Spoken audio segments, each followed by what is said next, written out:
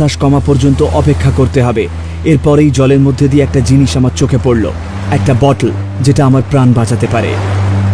আমি যদি কোনো রকমে বটলটা জোগাড় করতে পারি তাহলে আমি বিরাট সুবিধে পেয়ে যাব, কিন্তু নিচে নামা একদমই সহজ হবে না।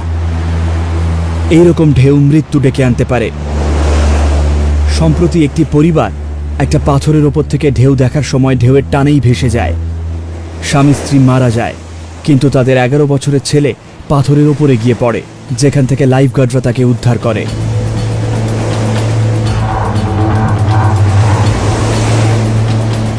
সাধারণত ঢেউ একটা নিয়মিত প্যাটার্নে আসে। 7টা ঢেউয়ের একটা সেট পাড়ের দিকে আসে, পরের দিকে ঢেউ ক্রমশ বড় হতে থাকে।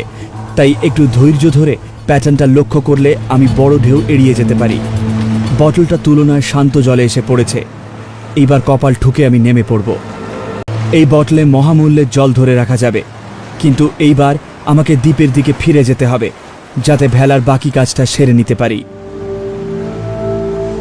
খোলা সমুদ্রে আমার ভেলা নিয়ন্ত্রণ করতে পারা দরকার।